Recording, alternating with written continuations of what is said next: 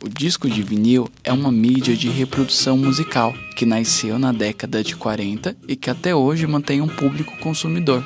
Seus colecionadores gostam de ter percepções musicais diferentes e prezam pela sensação de nostalgia que o disco pode proporcionar. Manuel Jorge Dias, ou Manezinho da Implosão, como também é conhecido, é um engenheiro que resolveu se tornar empreendedor. Atualmente, ele é proprietário da maior loja de discos de vinil do país. Eu não sou da área, eu sou um peão de obra, eu sou engenheiro por formação. Eu fui o engenheiro responsável por 95% das implosões do Brasil. Então, implosões consagradas, que tiveram repercussão a nível mundial, como Carandiru, Palace 2, Presídio da Ilha Grande. Eu fui engenheiro responsável e não tenho nada a ver com esse mundo da cultura representado pelos discos de vinil.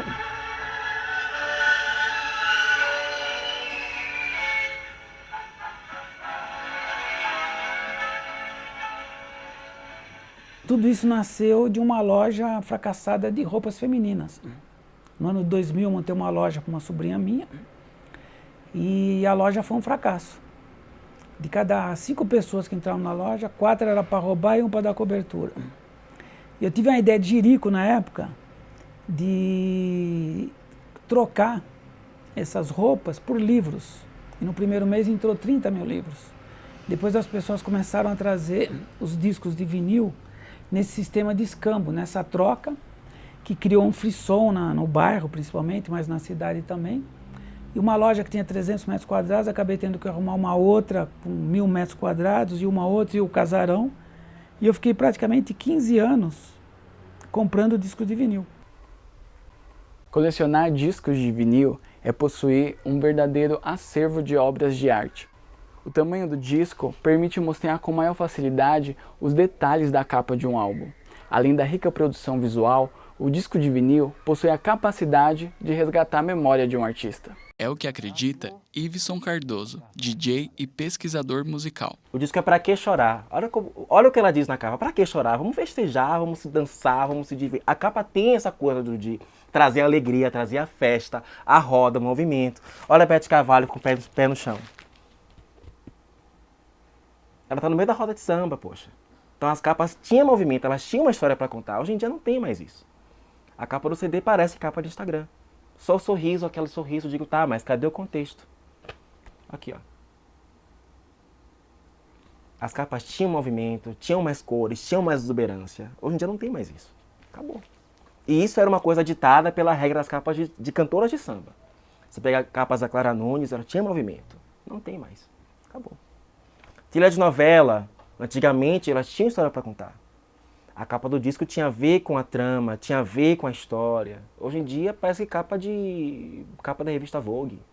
Não diz nada com nada, parece que pegou a foto da personagem sorrindo, tá aí. Antigamente tinha um estudo da capa antes. A arte gráfica usada no LP tinha que combinar a capa do disco. Hoje em dia não tem mais isso, que é uma coisa que o LP proporcionava. Hoje em dia o CD não tem mais isso. E quem usa streaming hoje em dia, piorou a situação. Você vê a capa daquele tamanhinho e acha que tá bom.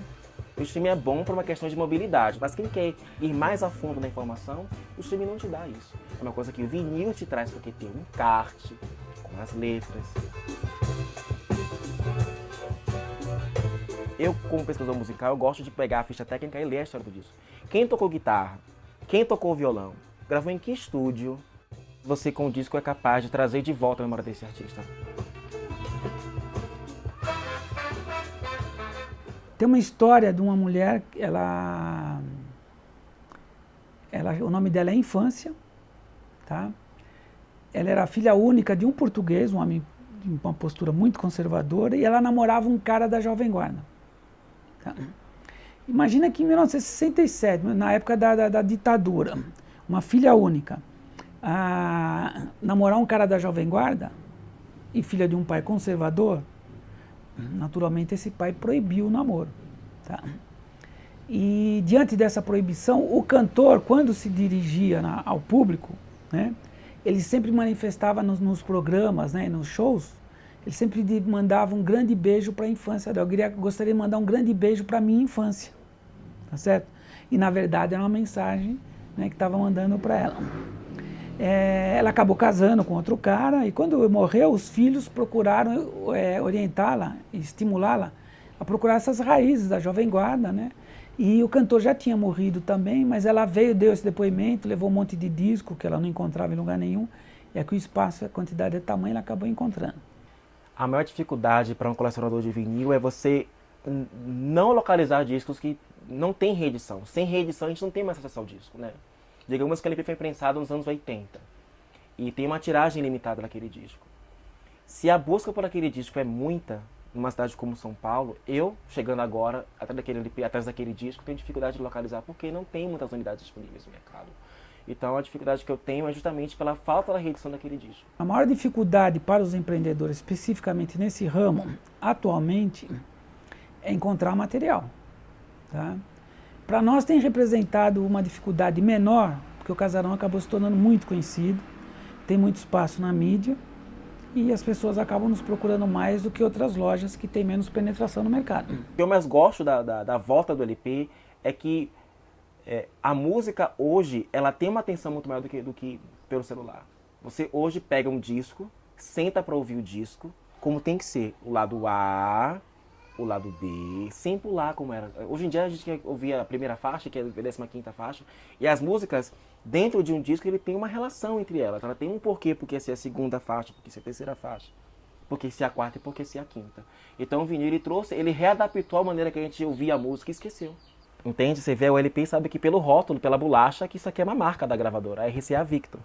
E você sabe que vendo o LP da Alcione, pelo rótulo azul, você sabe que é da Philips. O streaming não te dá isso. O streaming não vai te dar essa informação. Infelizmente. Mais perguntas? O que eu penso referente ao formato de música é o seguinte. Por mais que tenha a volta do LP hoje, ninguém parou de ouvir música por causa do formato.